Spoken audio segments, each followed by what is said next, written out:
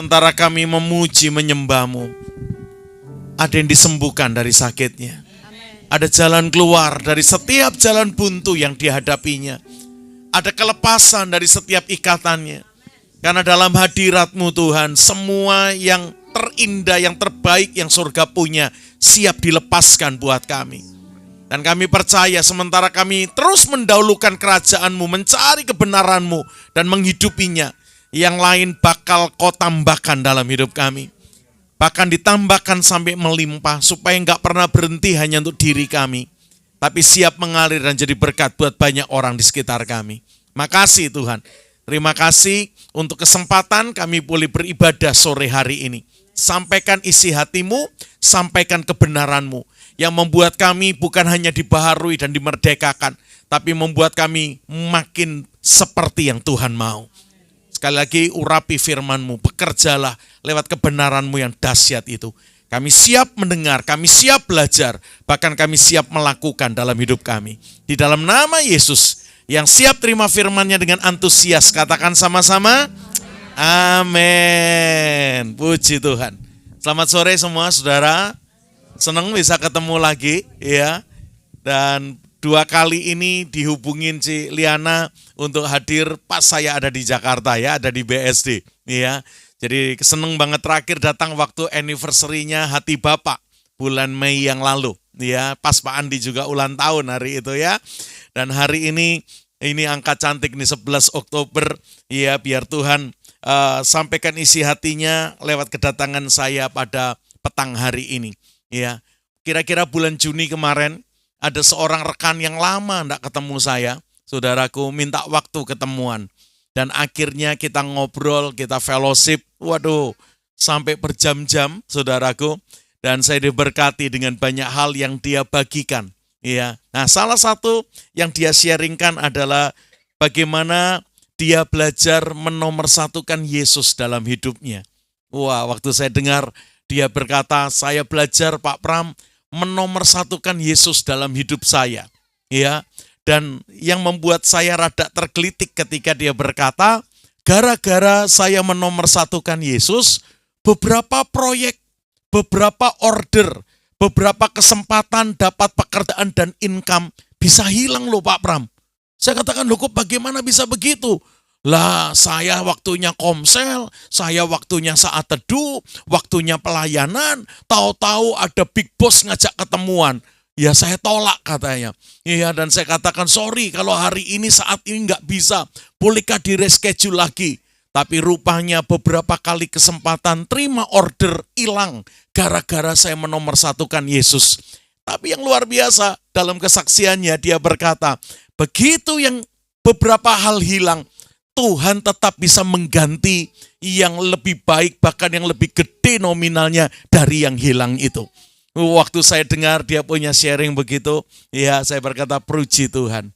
Tapi dia kaget ketika saya bertanya. Pertanyaan saya adalah, emangnya Tuhan Yesus minta dinomorsatukan bro? Oh ini ya. Waktu saya nanya begitu teman saya kaget. Mungkin dia berkata, Pak Pram masih pendeta bukan saudara? Iya. Jadi dia cerita, dia bersaksi bagaimana ketika dia menomorsatukan Yesus, beberapa kesempatan dapat income hilang, iya. Tapi at the end akhirnya Tuhan ganti dengan pekerjaan yang lain yang gak kalah nominalnya dengan beberapa yang sudah hilang. Gara-gara dia menomorsatukan Yesus, kayak tadi saya katakan, dengan komselnya, dengan saat teduhnya, dengan pelayanannya, dengan ibadahnya, itu yang dia sebut dengan menomorsatukan Yesus. Makanya selesai dia sharing dan saya berkata, wow praise the Lord, Tuhan luar biasa dalam hidupmu. Tapi pertanyaan saya ke dia ini yang rada mengagetkan. Karena yang saya tanyakan adalah, emangnya Tuhan Yesus minta dinomorsatukan kah? Dia bingung dengar pertanyaan saya. Kayak wajah Anda juga hari ini, saudara. Iya. Ya, bahkan tadi ada yang jawab, apakah Yesus minta dinomorsatukan? Jawabannya tidak katanya. Lah, rekan saya akhirnya berkata, Pak Pram, kok nanyanya gitu katanya? Kan Alkitab ngajar kita bahwa kita harus menomorsatukan Yesus. Dan waktu rekan saya ngomong begitu, saya tanya, ayatnya mana ya bro? yang menunjukkan bahwa Yesus minta dinomorsatukan dalam hidup kita. Dia buka ayat loh saudara. Ayo yuk kita buka ayatnya yuk. Matius 22 ayat 37. Ya, kita lihat ayat ini. Kalau bisa dikeluarkan di LCD lebih baik, kalau enggak kita buka HP suci kita ini saudara ya. Coba dilihat Matius 22 ayat 37, 38, 39. Coba kita belajar dari ayat-ayat ini. Jawab Yesus kepadanya, ya. Kasihilah Tuhan Allahmu dengan segenap hatimu, dengan segenap jiwamu, dan dengan segenap akal budimu. Itulah hukum yang terutama dan yang nomor berapa? Yang pertama. Langsung dia kasih saya ayat ini. Matius 22 ayat 37, 38. Ini kok Bram ayatnya. Waduh, mungkin dia saking kagetnya mungkin takut melanjutkan kalimatnya. Masih pendeta bukan, saudara? Iya. Masa nggak kenal ayat ini? Lihat ini ayatnya. Bukankah ayat ini menunjukkan bahwa Yesus minta dinomorsatukan? Yesus minta menjadi yang pertama dan yang terutama dalam hidup kita. Sampai kalimatnya, kasihilah Tuhan Allahmu dengan segenap hatimu, dengan segenap jiwamu, dengan segenap akal budimu. Bahkan ada di ayat yang lain, dengan segenap kekuatanmu. Itulah hukum yang pertama dan itulah hukum yang terutama. Lalu ayat 39 bilang apa? Dan hukum yang kedua, ya dikatakan, yang sama dengan itu ialah kasihlah sesama manusia seperti dirimu sendiri. Pada kedua hukum inilah tergantung seluruh hukum Taurat dan kitab para nabi. Makanya saya waktu itu langsung nanya, kalau mengasihi Tuhan, menomorsatukan Tuhan itu seperti itu. Nomor dua apa? Dia langsung jawab, mengasihi sesama manusia seperti kita mengasihi diri kita sendiri. Lalu saya diskusi dengan dia. Coba dibaca baik-baik. Ayat 37, 38, 39, 40 ini. Terutama kata dan hukum yang kedua yang sama dengan hukum yang pertama. Coba dilihat lagi. Ayat 30 berapa tadi? 39. Ya. Dan hukum yang kedua yang sama dengan itu, sama dengan hukum yang pertama. Berarti mestinya ada enggak? 1, 2 gitu ada enggak? Enggak ada, hukum yang kedua sama kok dengan hukum yang pertama. Hanya hukum yang pertama vertikal, yaitu mengasihi Tuhan. Yang kedua mengasihi sesama yang horizontal. Bedanya cuman itu. Tapi dua ini sama enggak saudara? Sama. Makanya kalimatnya enggak ada nomor 1, nomor 2. Dua-dua nomor 1 ini saudaraku ya. Dua-dua nomor 1, dua-dua sama. Hanya satunya ke Tuhan, satunya ke sesama. Oke ya, nangkep ya. Enggak ada nomor 1, enggak ada nomor 2. Wong, hukum yang kedua sama kok dengan hukum yang pertama. Berarti kalimatnya hukum yang kedua sama dengan yang pertama. Cuman yang satu dengan Tuhan di atas, yang satu dengan sesama manusia yang horizontal kita, yang mendatar ini. Tapi dua hukum ini sama. Makanya saya bilang, setahu saya, Yesus enggak minta dinomorsatukan. Karena kalau nomor 1 Yesus, nomor 2 apa ya? Sesama manusia. Yang mana ya sesama manusia? Oh, dia langsung jawab juga. Sesama manusia pertama menurut saya keluarga kok Pram. Oh keluarga ya sesama manusia nomor 1 ya. Ya jadi sesama manusia yang paling tinggi keluarga. Saya tanya keluarga pun yang mana? Ada banyak komponen loh di keluarga. Suami istri, anak orang tua, kakak adik, mertua. Oh dia bilang mertua nomor 80 Pak. Kecuali kaya nomor 2 saudara. Ya. Kalau enggak nomor 80. Waktu saya tanya begini dia bingung. Waduh. Lama enggak ketemu kok saya kaget ini dengar pertanyaannya Kopram. Karena selama ini yang biasa saya dengar di telinga kekristenan kita, ayo nomor 1 kan Yesus. Saya bilang kalau Yesus nomor 1, nomor 2 apa? Nomor 3 apa? Nomor 4 apa? Makin ke belakang nomornya berarti makin enggak dapat prioritas dalam hidupmu. Awas keliru. Dia saking bingungnya saya menanya, yang benar menurut Pak Pram gimana? Akhirnya ini yang saya keluarkan. Setahu saya, setelah saya makin membaca dan merenungkan firman-Nya, Yesus nggak minta dinomorsatukan di dalam hidup kita. Yang dia minta adalah dia menjadi pusat semua yang Anda dan saya kerjakan dalam hidup ini. Coba renungkan kalimat ini. Ya, Yesus nggak pernah minta nomor 1 kan aku, nomor 2 kan keluarga, nomor 3 kan pekerjaanmu, tokomu, kantormu, apalagi karirmu, sekolahmu untuk yang sekolah, kuliahmu. Nomor 2 kan, nomor 3 kan, aku nomor 1. Saya pikir bukan itu yang tepat. Yang tepat adalah dia pengen menjadi the center of our life. Dia menjadi pusat semua yang kita kerjakan dalam hidup kita. Tuhan cuma mau ngomong gini, pernikahanmu nomor 1 loh, dan pastikan aku dimuliakan di pernikahanmu. Yang kuliahmu nomor 1 loh, jangan sembarangan loh. Pelajar yang baik-baik loh, yang studi baik-baik loh, latihan baik-baik, karena aku pingin aku dimuliakan di kuliahmu, di sekolahmu. Saudara yang melayani, Tuhan bilang, pelayananmu nomor 1 loh, penting loh.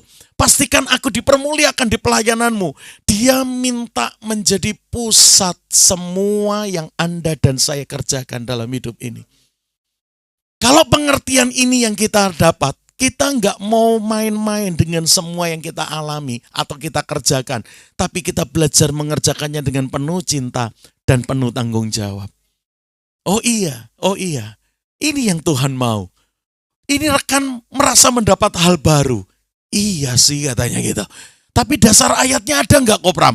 Kalau saya pakai Matius 22 tadi katanya keliru. Karena ternyata hukum pertama, hukum yang kedua sama. Berarti nggak ada 1-2. Yo 2-2 sama kok saudaraku. Hukum yang kedua sama dengan hukum yang pertama.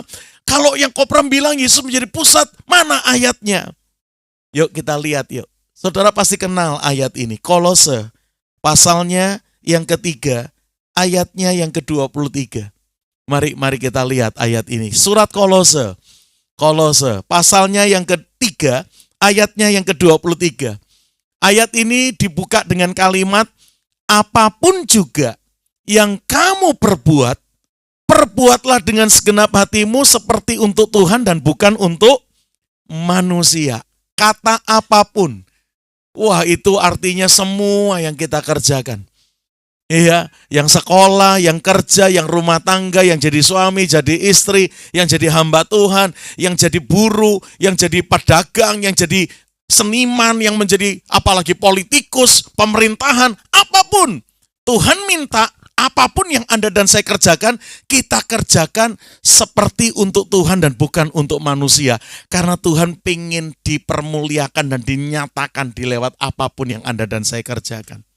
Itu poinnya. Coba lihat ayat ini. Dia minta nomor 1?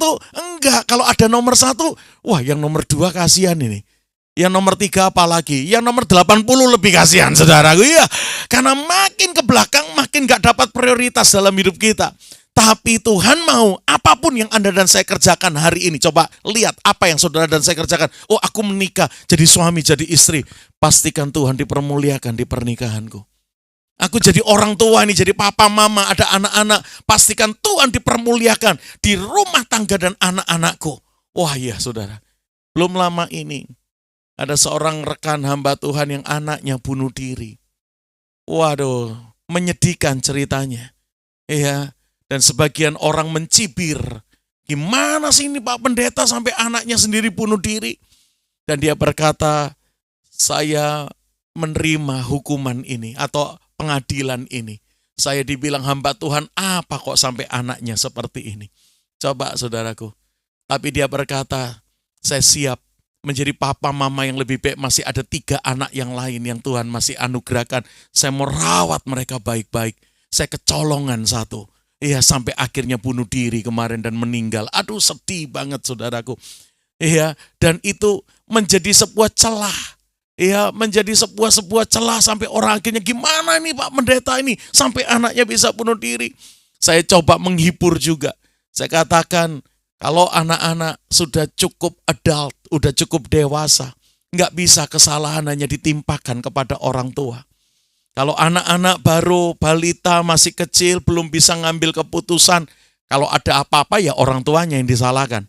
Tapi kalau anak-anak udah bisa mengambil sebuah keputusan, remaja itu biasanya udah mulai punya keputusan, mulai punya pilihan. Iya, kalau mereka sudah mulai punya free will, mungkin sudah mulai 50% orang tua, 50% orang yang bersangkutan. Tetapi kalau anak itu udah adult, udah dewasa, apalagi udah menikah dan rumah tangga dan buat masalah yang kacau, Saya pikir nggak bisa menyalahkan cuman orang tuanya. Kita nggak bisa lihat Yudas dan berkata Yesusnya jelek berarti. Saudaraku, ya gara-gara Yudas Iskariot, saudaraku. Bukan begitu ceritanya. Makanya saya coba share dengan teman-teman. Cuman cerita itu akhirnya jadi celah sampai akhirnya Tuhan tidak dipermuliakan. Makanya teman-teman yang punya anak, anakmu harus nomor satu. Dampingi, sertai, sampai muncul generasi ilahi yaitu pada anak-anak yang Tuhan anugerahkan dalam hidup kita. Ya, ayatnya satu lagi nih. Setelah apapun yang kamu perbuat, perbuatlah seperti untuk Tuhan. Bukan untuk manusia. Berarti apapun yang kita kerjakan, Tuhan jadi center yang dipermuliakan di sana. Satu lagi ya, Efesus pasalnya yang keempat, ayatnya yang ke-27. Ini kalimat juga powerful. Efesus 4 ayat yang ke-27. Cukup singkat kalimatnya. Bunyinya begini. Dan janganlah beri kesempatan kepada iblis. Kalimatnya begitu. Ya, Efesus 4 ayat 27. Dan janganlah beri kesempatan kepada iblis. Terjemahan yang lain bilang begini. Dan janganlah memberi tempat kepada iblis. Artinya, jangan ada spek hidup kita, jangan ada aspek hidup kita yang dikuasai kuasa kegelapan. Pastikan soal keuangan benar loh kita ini loh. Sampai akhirnya setan tidak punya tempat di finansial kita karena kita atur finansial kita baik-baik. Sampai soal anak juga kita dampingi anak-anak, kita didik anak-anak sampai anak-anak kita tidak punya tempat untuk kuasa kegelapan. Semua dipersembahkan untuk kemuliaan nama Tuhan lewat anak-anak kita. Coba saudara, waktu saya baca ayat ini, wah benar dia mau menjadi pusat semua yang kita kerjakan. Sampai dia berkata jangan beri kesempatan, jangan beri tempat, jangan kasih setan space dalam hidupmu. Jangan hebat di pelayanan tapi rusak di keluarga. Jangan hebat di keluarga tapi rusak di keuangan. Sampai kemana-mana isinya cuma minta-minta. Aduh, ini orang rupanya hanya bagus di satu spek atau satu aspek. Tapi ruang yang lain direbut musuh dan dikuasai kegelapan. Nah, Tuhan ajarin Anda dan saya, apapun yang kita kerjakan, ayo kita kerjakan dengan penuh tanggung jawab. Sampai mau kerjaan kita, toko kita, rumah tangga kita, kesehatan kita, semua memuliakan Tuhan. Amin, saudaraku. Mau anak, biar anak kita dipakai untuk memuliakan Tuhan. Orang lihat cara kita mengelola uang, memakai uang, Tuhan juga dipermuliakan. Coba saudaraku, pernikahan kita yang kita jalani, yang Tuhan sudah anugerahkan, istri suami kita rawat, kita jalani, sampai Tuhan dipermuliakan di sana. Sampai setan bingung, ini orang gak ada spek yang aku masuk dan menguasainya. Semua aspek hidupnya, Yesus yang dipermuliakan. Wah ayo ditata, yuk ditata. Ingat, Yesus bukan minta nomor 1 dan yang ini, yang itu nomor 2, nomor 3, nomor 4. Karena kalau kita punya hierarki seperti itu, yang saya takut makin kesekian, makin gak dapat prioritas kita. Dan awas justru itu yang dikuasai kuasa kegelapan. Iya toh? Kalau kita bilang, wah sekolah, gak penting, yang penting baca Alkitab. Wah akhirnya kelas 2, 2 tahun, kelas 3, 3 tahun, kelas 4, 4 tahun. Walah saudara, iya. Ngerti maksud saya? Halo? Wah, hafal Alkitab tapi males belajar matematika, males belajar Inggris padahal mahasiswa atau student, pelajar saudaraku. Akhirnya kelas 2 SD 2 tahun, kelas 3-nya 3 tahun, kelas 4-nya 4 tahun. Waduh. Terus dia bersaksi lagi, percaya Yesus kamu diberkati. Gila. Berulang-ulang terus lah semua saudara. Ya, sadar enggak? Kalau itu enggak dirawat, kita mempermalukan Tuhan di situ loh. Kita mempermalukan Tuhan di situ. Makanya jangan Yesus nomor 1, yang ini nomor 2, 3. Saya pikir bukan itu yang Tuhan mau. Dia pastikan, nah apapun yang kamu kerjakan biar aku jadi pusatnya. Aku nongol di semua yang kamu kerjakan. Aku kelihatan di semua yang kamu jalani. Sampai gak ada musuh dapat kesempatan menguasainya. Aku sepenuhnya yang menguasainya. Sampai seluruh hidupmu keluar bau yang harum akan Tuhan. Loh ini penting. Kalau enggak, kekristenan kita hebat di satu sisi, rusak di sisi yang lain. Itu kayak buah yang manis di satu sisi yang lain udah bosok, udah busuk, udah nggak bisa dimakan. Aduh sayang, kalau boleh sampai peloknya pun dimakan masih enak, saudaraku ya. Isinya mangga namanya pelok ya kalau orang Jawa bilang. Sampai peloknya isinya mangga dimakan masih enak. Wah, itu yang paling Tuhan rindukan terjadi dengan Anda dan saya. Ya, makanya malam ini saya bingung mau khotbah apa, tapi sementara duduk saya dengar kesaksian beberapa tadi yang keren memuliakan Tuhan. Tuhan ingatkan saya supaya semua yang kita jalani kita pakai untuk memuliakan Tuhan. Dan ternyata setelah saya belajar ini, saya mendapat satu ayat yang mengagetkan buat saya, yaitu Daniel 6. Yuk kita lanjutkan pelajaran kita. Daniel, kitab Daniel pasalnya yang ke-6. Saudara kenal dengan seorang yang bernama Daniel di Alkitab, yang kata Alkitab, wah kepandaiannya mengatasi, mengalahkan semua orang pintar di kerajaan Babel yang dipimpin oleh Raja Nebukadnezar.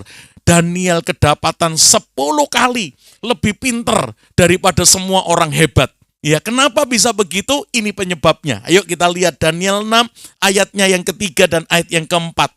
Maka Daniel ini melebihi para pejabat tinggi dan para wakil raja itu karena Daniel mempunyai apa?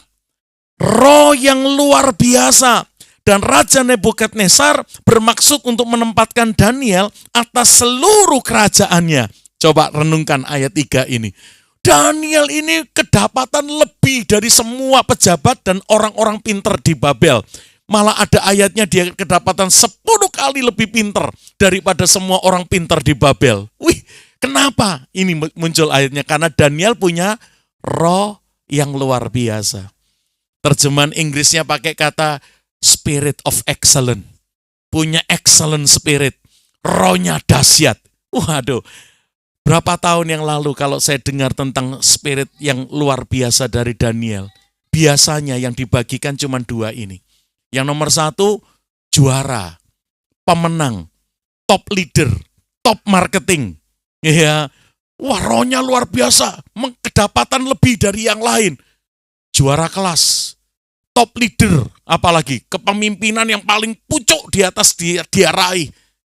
Saya renungkan, loh, kalau cuman itu yang artinya roh yang luar biasa, cuma berapa orang yang akhirnya juara kelas, yang akhirnya bintang pelajar, yang akhirnya menjadi top di sebuah kepemimpinan, mungkin di perusahaan, mungkin di pemerintahan, mungkin di pelayanan.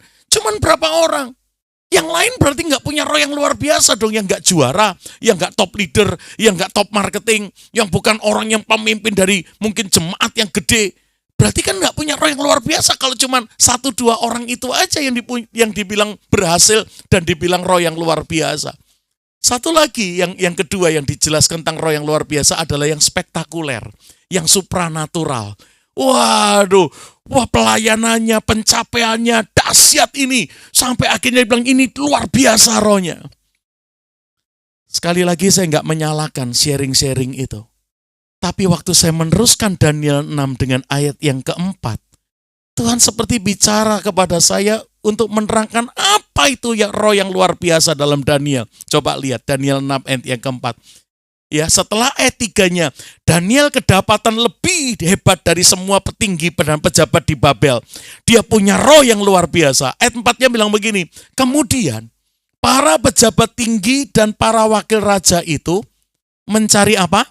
Alasan dakwaan terhadap Daniel dalam segala pemerintahan. Tetapi mereka tidak mendapat alasan apapun atau sesuatu kesalahan sebab Daniel setia dan tidak ada didapati suatu kelalaian atau sesuatu kesalahan padanya. Waktu saya ketemu ayat berikutnya ini, waduh, saya bersyukur dan Tuhan berkata, itu loh roh yang luar biasa. Apa Tuhan? Juara, top leader, pemimpin yang jemaatnya banyak, atau orang paling kaya, itu roh yang luar biasa. Enggak ternyata. Sadar enggak roh yang luar biasa yang dimiliki Daniel adalah dia biasa menjalani hidupnya di dalam kebenaran. Sampai coba dicari salahnya. Enggak ada itu. Dicari salahnya di pemerintahan, ya enggak ada. Enggak pernah telat ngantor. Saudara ya, oh ini orang enggak pernah teladan dia, saudaraku, bukan telatan, saudaraku ya.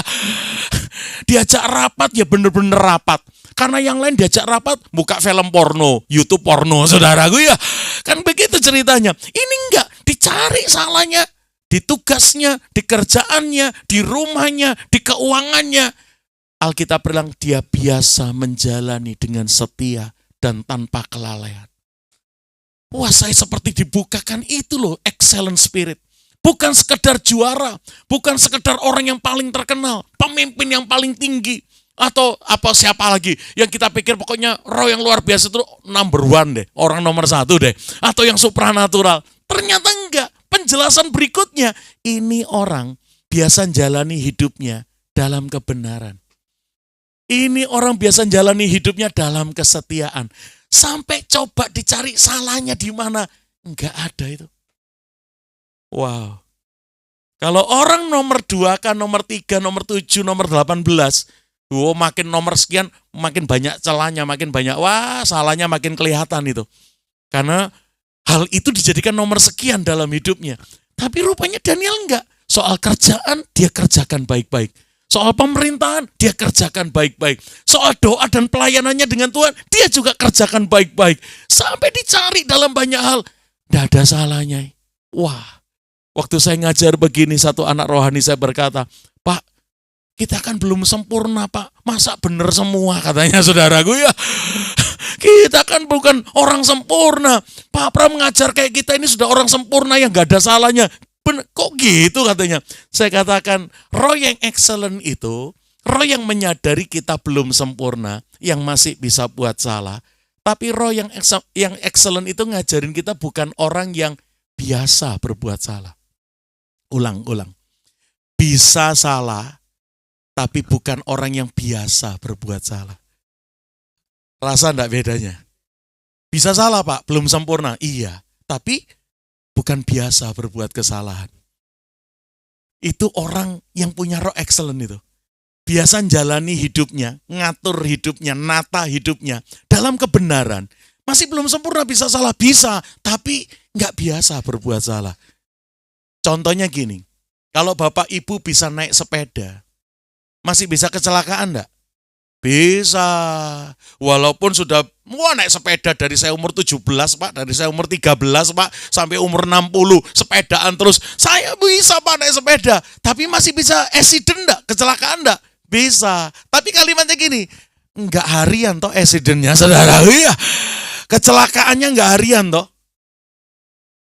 Kalau Anda bilang bisa naik sepeda, hari ini nabrak pagar orang, besok rombong bakso ditabrak, lusa tong sampah ditabrak. Loh kok tabrakan tiap hari? Ini belum bisa berarti. Wong belum bisa kok. Buktinya kecelakaan tiap hari. Pagar orang diseruduk, saudara. Iya rombong bakso ditabrak, saudara, tong sampah disikat, saudara. Loh kok kecelakaan kok tiap hari? Belum bisa naik motor ini, belum bisa naik sepeda ini, belum bisa setir mobil. Tiap hari kecelakaan. Tapi yang bisa, masih bisa kecelakaan. Tapi kalimatnya gini, setahun belum tentu sekali. 6 bulan belum tentu sekali ngalamin accident. 3 tahun, Pak, belum tentu sekali. Tahun keempat nyerempet, saudara. Ya lagi ngantuk. Tapi enggak harian. Nah, itu bisa. Dia bukan orang yang biasa kecelakaan, tapi orang yang memang bisa kecelakaan. Tapi enggak biasa kecelakaan. Itu roh yang excellent tuh kayak gitu, saudara. Roh yang membuat Anda dan saya ngatur dan menjalani apapun dengan kebenaran. Sampai semua aspek yang kita kerjakan dipenuhi dengan hadirat Tuhan, kebenaran Tuhan. Enggak ada tempat buat iblis. Semua kita persembahkan untuk Tuhan. Waduh, itulah yang Tuhan mau. Dia menjadi center semua yang Anda dan saya kerjakan. Oh iya, coba renungkan malam ini. Jangan-jangan ada yang malam ini semua lagi rusak. Pernikahannya rusak. Karirnya rusak. Soal duit rusak. Terakhir kesehatannya juga rusak, saudara. Ya. Wah, semua kok rusak, semua kok keliru. Kayaknya nggak punya roh yang excellent. Rohnya pasti ngeselin, bukan excellent, saudara. Ya. Sampai semua kacau. Semua sekolahnya ya rusak. kuliahnya yang nggak bener, pelayanannya yang ngaco, sampai bau busuk yang keluar. Aduh, percayalah sebelum tahun ini ditutup, izinkan Tuhan merapikan kita yang lagi carut-marut ini. Sebelum tahun ini ditutup, izinkan Tuhan merapikan kain kafan tubuhnya yang masih morat-marit di dalam kubur. Biar satu kali digulung seperti kain yang menutup kepalanya, sudah digulung rapi dan ada di tempat yang lain. Wow. Saudara, saya mau cerita sekedar saksi aja.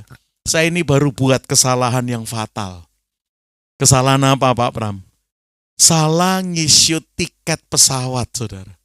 Tujuannya keliru. Jadi ini enggak tahu bisa terjadi, mungkin faktor U ini saudara. Ya.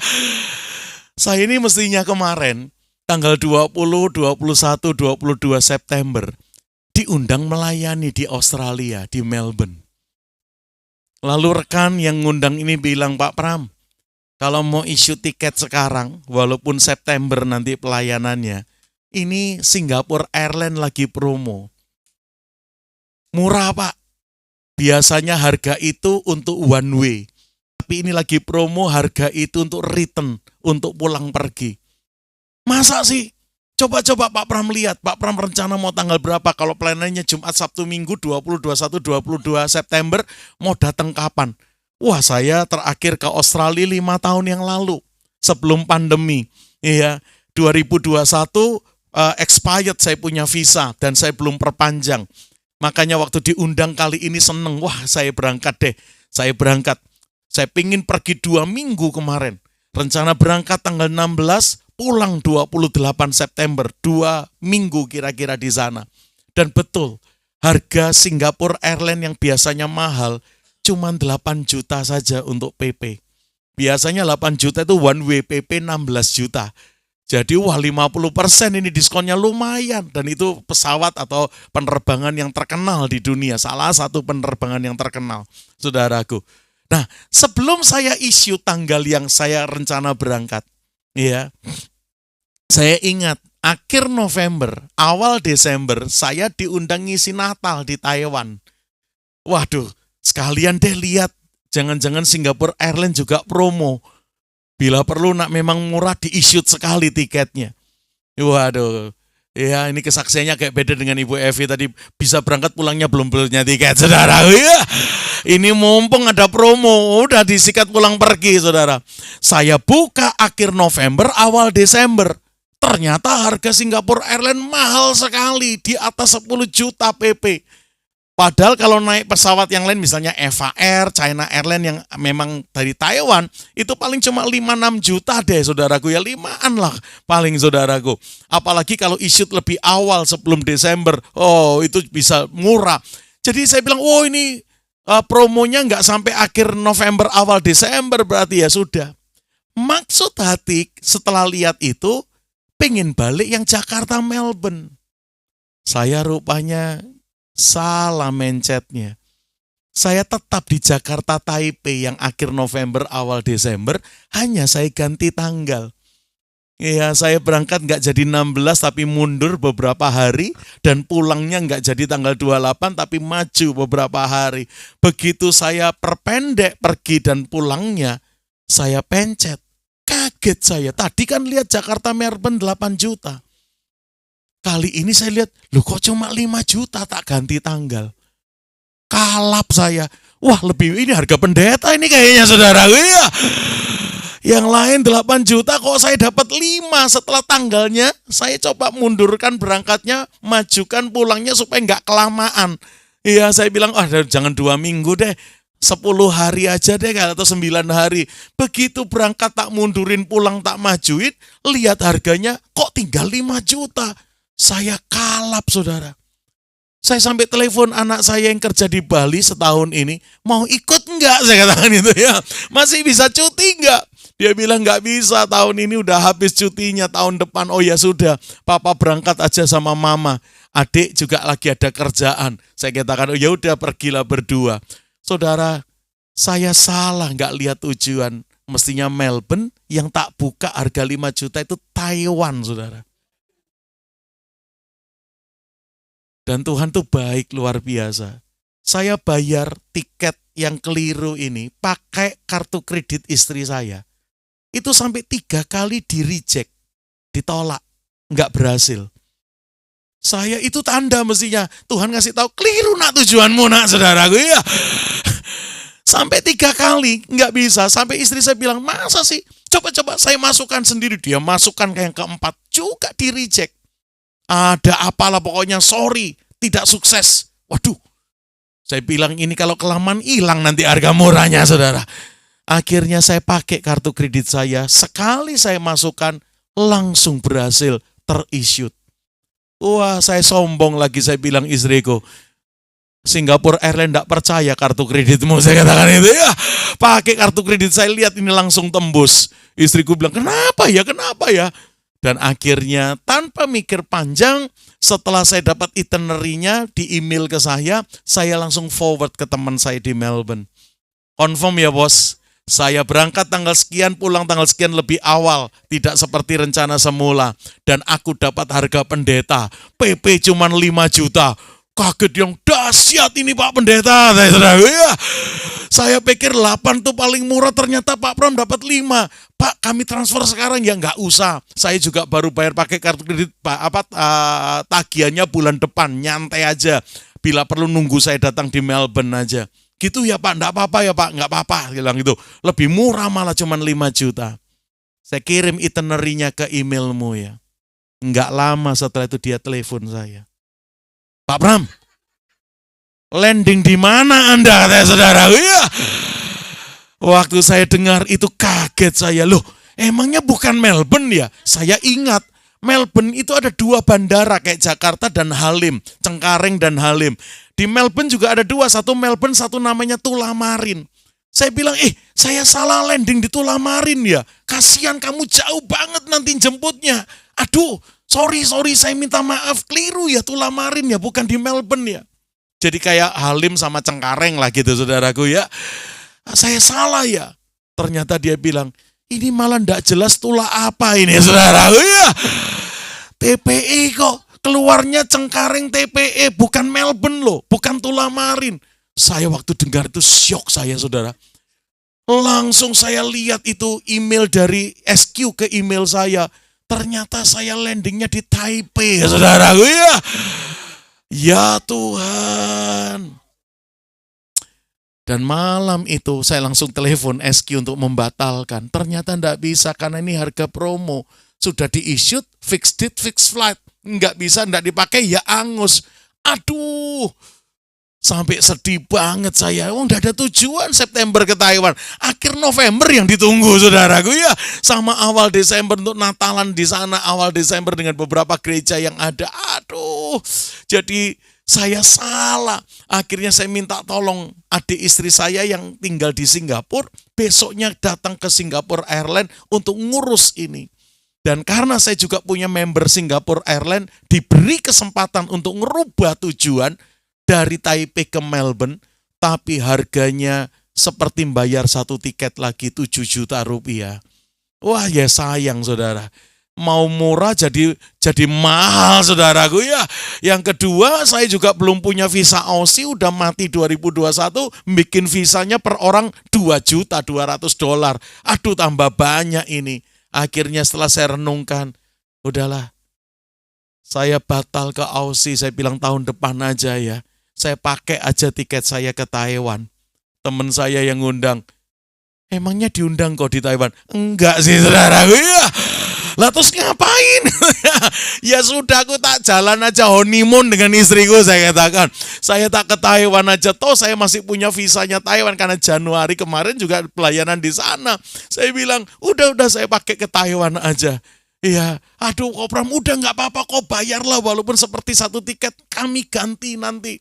Saya cuma, iya kamu ganti tiketku lah. Istriku siapa yang gantikan, aku sendiri yang bayar saudaraku ya. Waduh, jadi belasan juta nanti bilang, udah. Tahun depan aja saya ke Aussie-nya. Biar saya ke Taiwan aja kali ini. Aduh Kok Pram, jadi mereka sedih banget saudara. Dan mereka akhirnya sampai video call tanggal-tanggal saya issue tiket. Betul enggak Pak Pram ke Taiwan beneran ini? Dan saya di video call lagi ada di Taiwan. Ya Tuhan. Nah, di Taiwan 10 hari saya ngomong sama teman-teman, kalau kalian sudah ada jadwal pembicara is okay. Ya jangan dirubah. Gara-gara saya nongol mendadak seperti ini. Saya nikmati perjalanan saya dengan istri aja. Ternyata ada 2 gereja yang belum ada jadwal pembicara dan saya akhirnya diminta melayani. Salah satunya gereja yang gembalanya malah bilang, udah kamu 10 hari salah issue tiket, jangan pakai hotel, sudah tidur di apartemen saya aja. Dan dia jamu saya, dia terima saya. 10 hari saya tinggal di rumahnya, gak pakai bayar, kalau di hotel sudah berapa itu. Saudara, dan disitulah Tuhan akhirnya ngomong sama saya begini, tahu etika ya nak, tahu sudah ngerepotin orang, sudah jadi berkat. Tuhan cuma bilang begini, nikmati sebagai honeymoonmu dengan istri. Nggak usah mikir dikasih persembahan kasih atau tidak, walaupun kamu tetap melayani di gerejanya. Tapi belajar, muliakan aku, kamu itu nggak diundang. Mereka enggak pernah ngundang kamu tanggal-tanggal ini. Cuman mereka lihat, mereka kosong, mereka kasih kamu kesempatan. Kamu ngerepotin. Ya, sampai beberapa teman saya tahu saya datang salah issue tiket. Ada yang bilang, kok aku punya cuti yang belum saya ambil. Bolehkah saya barengin? Waduh terima kasih, aku diajak jalan-jalan malah. Saya pelayanan cuma Jumat, Sabtu, Minggu di Taiwan. Sebelumnya dan setelahnya diajak jalan-jalan gantian sama teman-teman ini. Dan yang luar biasa, Tuhan cuma ngajarin saya, jaga hati, pasang etika yang benar, supaya aku dimuliakan dengan kedatanganmu yang tidak pernah diundang di Taiwan ini gitu ya. Dan akhirnya saya layani yang terbaik. 2 gereja ini Jumat, Sabtu, Minggu saya layani dan saya belajar tulus melayaninya. Nah, sampai selesai pelayanan, rekan yang menerima saya ini ngasih persembahan kasih karena saya khotbah 2 kali di gerejanya. Saya bilang, gak usah bro, saya datang liburan kok. Saya datang honeymoon gara-gara saya issue tiketnya keliru. Thank you loh, makasih loh. Kamu udah buka apartemenmu untuk saya dan istri tinggal. Kamu, waduh kopimu tiap pagi tak habisin. Saya kata saudaraku ya, terima kasih, udah ndak usah pakai ini. Gak apa-apa Pak Pram, kita juga udah diberkati. Terima Pak, silakan diterima. Saya bilang no, ndak mau. Ya saya belajar, saya ndak diundang. Ya, saya siap biaya sendiri. Saya nikmati dengan istri saya. Sudah tuh, 2 hari sebelum pulang, saya ketemu rekan dari Indonesia yang enggak janjian. Tahu ketemu di Taipei, saudara. Rekan dari luar Pulau Jawa, bisa ketemu di sana. Saya tanya, ngapain kamu? Saya lagi periksa paru, Pak. Bukan periksanya di Singapura. Itu jantung Pak, kalau paru di Taiwan katanya saudaraku ya. Lu kok bisa ketemu, ngobrol kita, sharing terus dia tanya, Pak Pram pelayanan di mana? Nggak ada pelayanan. Oh ini liburan. Ya mestinya ndak kecelakaan ini saudara. Kecelakaan apa Pak? Saya salah issue tiket. Saya mestinya diundang di Australia, malah ngisutnya ke Taiwan. Aduh, ngerubah semuanya biaya gede, akhirnya saya pakai ke sini aja. Ya Tuhan, jadi berdua ini nggak diundang dah. Ya terus gimana? Ya udah kita nikmati. Tapi puji Tuhan kemarin Jumat, Sabtu, Minggu kami masih bisa melayani di 2 gereja yang ada. Saya kaget karena enggak pernah mikir. Toto rekan yang ketemu ini 2 hari sebelum kita pulang, hari Rabu sebelum Jumatnya saya pulang. Sebelum kita berpisah setelah ketemu ngopi, bisa salam tempel ya saudara. Ngasih berkat buat saya saudara. Waduh waktu saya dikasih, saya bilang, ngapain? Udah Pak, buat beli oleh-oleh buat anak. Ini anak-anak kan enggak ikut toh, kasih oleh-oleh. Bahkan istrimu kalau pengen apa, beliin aja. Sedikit aja kok dari kami. Ternyata setelah saya buka, enggak sedikit saudara. Iya. Ini orang kalau ngasih ini jumlah nominalnya cukup besar saudara. Ya Tuhan. Saudara lihat ini. Dan akhirnya hari Jumat saya pulang. Nyampe di Jakarta tengah malam, bisa ketemu yang lain nih. Di Indonesia ketemu yang lain. Loh, padahal enggak sama-sama dari Taiwan, ketemu aja. Yang enggak Enggak saya sangka. Lagi-lagi ngasih berkat sama-sama dari luar negeri. Aku dikasih US dollar ya saudara. Iya. Dan nominalnya kalau di kurs Indonesia, loh kok ya 10 juta. Jadi tiket saya dikembalikan dengan cara yang ajaib. Selama di sana bisa ketemu orang yang saya tidak pernah sangka bisa ketemu. Dan orang itu bisa tergerak mengasih. Jadi ketika saya pasang etika yang benar, ketulusan yang benar, Tuhan selalu punya cara memberkati saya. Sampai saya malam itu pulang nangis, saya bilang, Tuhan, saya ini baru buat salah. Kok masih diberkati? Kok masih lihat kemuliaan-Mu? Iya, anak-anak saya bilang, gimana sih Papa ini orang lain tuh salah, jamnya salah, tanggalnya salah. Kok ini tujuannya salah ini katanya. Anak saya masih ini kalau enggak faktor ini ya, dosa yang enggak ada pengampunannya, saudara. Tapi sih, lihatlah, ketika saya tahu buat salah, tapi saya belajar mengerjakannya dengan penuh tanggung jawab. Saya pasang etika, saya pasang ketulusan. Saya tidak pernah berharap apapun. Ya bahkan selama saya 10 hari di sana, berapa kali kalau makan, saya yang bayar. Ini teman sudah ngasih waktu, udah ngajak jalan.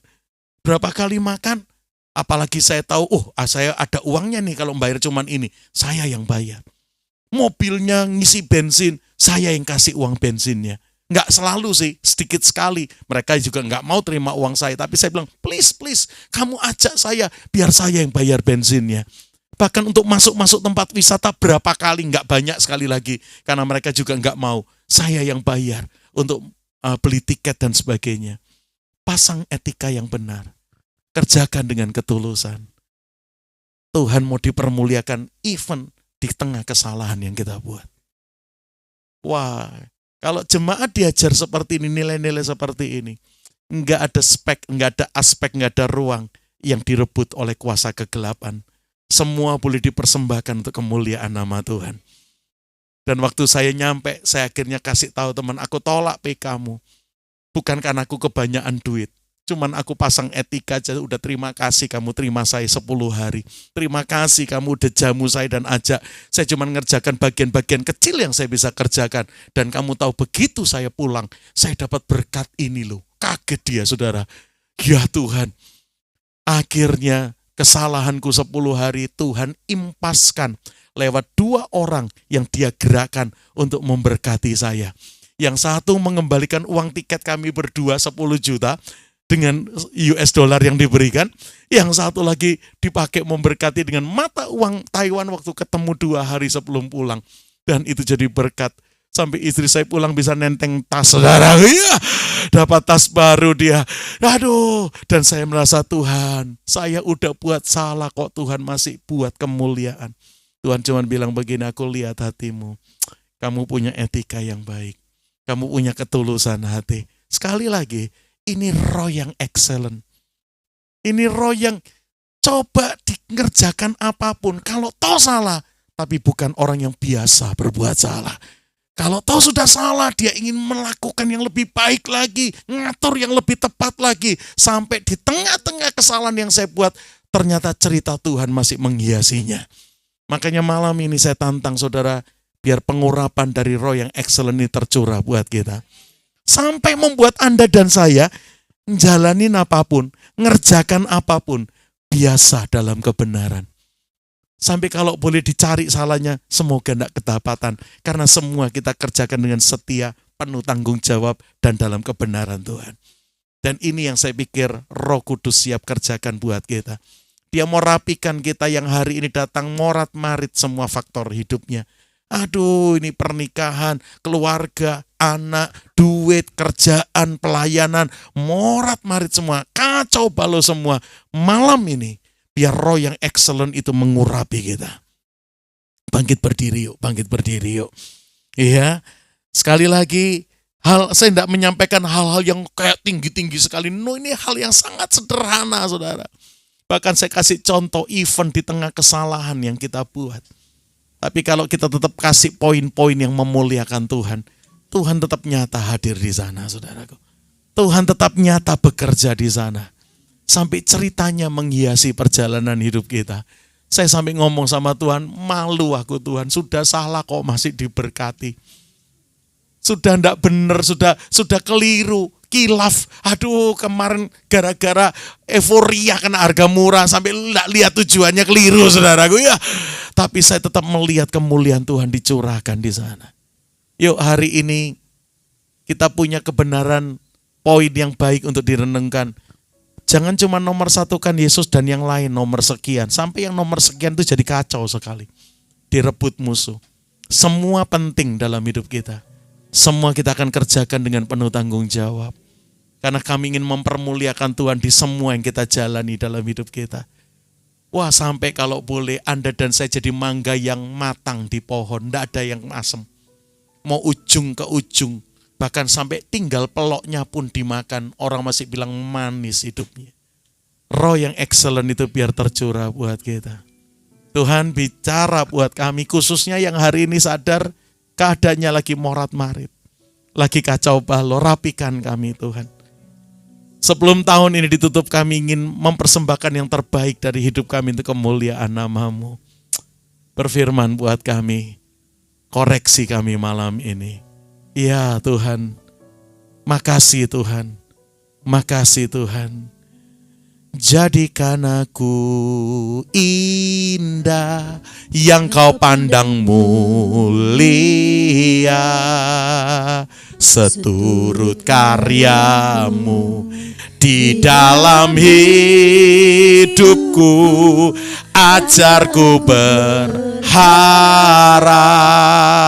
hanya kepadamu, taat dan setia kepadamu Tuhan. Sekali lagi yuk. Jadikan aku indah yang Kau pandang mulia, seturut karya-Mu di dalam hidup. Ajarku berharap hanya kepadamu, taat dan setia, taat dan setia kepadamu Tuhan. Tuhan, lihat kami yang hadir malam ini. Sambil musik pelan-pelan nyanyikan lagu ini. Jadikan kami indah di hadapan-Mu. Kalau ada bagian-bagian kehidupan kami yang masih dikuasai kegelapan, hari ini biar terang-Mu hadir di sana. Kebenaran-Mu hadir di sana. Kami mau berubah Tuhan, kami mau tata semua aspek hidup kami. Kalau boleh, gak ada yang salah, gak ada yang lalai, gak ada yang akhirnya ada kegelapan yang menguasai, tapi biar terang-Mu yang menguasai. Malam ini kami ingin mempersembahkan dari hidup kami, hidup yang kami biasa jalani dalam kebenaran Tuhan. Sampai apapun yang kami buat, Engkau dipermuliakan ya Tuhan. Engkau menjadi pusat dan senter yang dipermuliakan di dalamnya. Oh, makasih Tuhan. Makasih Tuhan. Tuhan, lihat kalau ada yang carut marut, kami mau benahi mulai malam ini. Kami mulai benahi dan urapi, kami bantu kami membenahi apa yang hancur lebur ini Tuhan. Pulih malam hari ini. Shikaralama takaralama turiaralama syakataka. Kami siap dibenahi, kami siap dirapikan Tuhan. Kami siap digulung rapi seperti kepala-Mu sudah digulung rapi. Oh, kinamataka syadataka ramatakamu. Yang terutama di dalam hidup ini meninggikan nama Yesus yang terutama, yang terutama di dalam hidup, memuliakan namanya, sekali lagi yang terutama di dalam hidup ini, meninggikan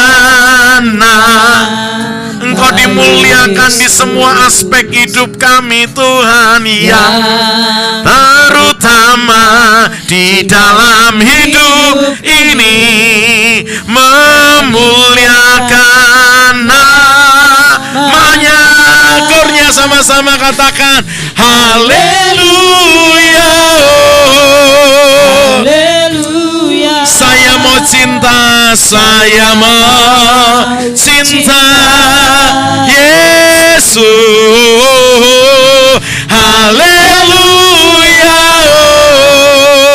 Haleluya. Saya mau. Amin. Cinta Yesus. Haleluya. Haleluya. Haleluya. Saya mau Cinta. Ku mau cinta Yesus. Haleluya. Makasih Tuhan. Haleluya. Saya mau. Cinta Yesus. Saya mau memuliakan Yesus. Saya mau muliakan Yesus. Saya mau cinta Yesus. Tuhan, biar kebenaran malam ini mendarat di tanah hati kami yang paling baik, sampai benih firman-Mu bertumbuh Tuhan. Kami merenungkan dan kami siap pulang membenahi apa-apa yang lagi kacau balau dalam hidup kami. Rapikan kami, sampai satu kali kami berdiri cemerlang di hadapan-Mu, tanpa cacat, tanpa kerut. Karena Roh-Mu yang excellent itu mengurapi kami. Amin. Kami jalani apapun dengan kebenaran, enggak lalai, setia, penuh tanggung jawab dengan cinta yang besar, sampai Engkau dipermuliakan di semua aspek, di semua hal yang kami kerjakan dalam hidup kami. Kalau toh salah, kami siap diperbaiki Tuhan. Kami siap berubah. Kami siap melakukan yang seperti Tuhan mau. Dan kami akan melihat di tengah-tengah kami belajar, kami berbenah, Tuhan terus menyatakan kemuliaannya. Berkati umat-Mu Tuhan. Mereka melihat Engkau sebelum tahun ini tutup atas keuangannya, atas pernikahan dan rumah tangganya, atas studinya, yang sekolah, yang kuliah, atas pekerjaannya, atas pelayanannya. Apapun yang kami kerjakan, Engkau dinyatakan di dalamnya. Engkau ditinggikan dan dipermuliakan di dalamnya. Iblis tidak dapat kesempatan. Iblis tidak dapat tempat. Semua dipersembahkan untuk kemuliaan nama-Mu. Tahun ini kami akan tutup untuk kemuliaan nama-Mu Tuhan. Oh ya, terima kasih Tuhan. Terima kasih. Sekali lagi, kami pulang malam ini, kami siap dibenahi Tuhan, dirapikan Tuhan, dibersihkan Tuhan, sampai kami siap jadi rumah-Mu yang penuh dengan kemuliaan-Mu. Terima kasih. Berkati setiap usaha untuk merapikan diri dari kecarut-marutan yang terjadi. Tuhan yang menyertai dan mengurapi kami semua. Makasih, berkati komunitas ini Tuhan. Tambahkan orang-orang yang diselamatkan, yang ada terus dimuridkan dan belajar firman-Mu bersama-sama, terus bertumbuh ke arah keserupaan dengan Kristus. Dan dari tempat ini, pakai jadi alat-alat-Mu dimanapun kami berada, untuk memasyurkan dan memberitakan nama Yesus kepada banyak orang di sekitar kami. Terima kasih Tuhan, dalam nama Yesus yang diberkati firman-Nya, katakan sama-sama amin. Silakan duduk. Kami ingin membenahi banyak hal yang kalau kami sadari malam ini masih banyak yang kacau. Kami siap rapikan Tuhan. Karena rupanya Tuhan mau apapun yang kami kerjakan, Engkau menjadi pusat yang dipermuliakan di dalamnya. Tidak ada yang direbut oleh musuh. Semua dikuasai oleh kerajaan Tuhan dan dipenuhi dengan kemuliaan Tuhan. Tuhan menolong finansial, Tuhan menolong rumah tangga, Tuhan menolong kesehatan umat-Mu, Tuhan menolong pelayanan umat-Mu yang sekolah, Tuhan menolong studi umat-Mu. Biar Engkau dipermuliakan di semua hal yang kami kerjakan. Sekali lagi, kerajaan-Mu hadir, kebenaran-Mu memerintah, sampai hidup kami penuh dengan bau harum yang memuliakan nama Tuhan. Terima kasih. Kami ingin mempersembahkan 3 bulan terakhir sebelum tahun ini ditutup. Semua yang carut-marut dirapikan Tuhan. Semua yang ancur-ancuran dipulihkan Tuhan. Kami mau mempersembahkan yang terbaik seperti sorga sudah mempersembahkan yang terbaik, yaitu Yesus Kristus buat kami, bahkan buat seisi dunia ini. Bapak Ibu, pulanglah. terimalah roh yang excellent dari Roh Kudus. Roh yang luar biasa dari Roh Kudus, yang membuat kita semua biasa menjalani hidup dalam kebenaran, enggak lalai, setia, jujur, penuh etika dan berkarakter Kristus. Sampai lewat semua yang terjadi, cerita Tuhan tetap menghiasi, mewarnai perjalanan hidup kita, dan segala kemuliaan hanya bagi Tuhan. Tuhan memberkati kesehatan kita, Tuhan memberkati mata pencarian kita, Tuhan memberkati rumah tangga kita, anak-anak kita. Tuhan memberkati pelayanan kita, iman kita. Sampai apapun yang kita buat, dibuat berhasil, dibuat beruntung, jadi berkat buat banyak orang. Terima berkat dari Bapa, dari Putranya yang tunggal Yesus Kristus, dan dari Allah Roh Kudus yang tercurah buat Anda dan saya malam ini, bahkan sampai selama-lamanya. Di dalam berkat nama Yesus yang terima berkatnya, katakan amin. Selamat malam. Tuhan memberkati Bapak Ibu semua ya.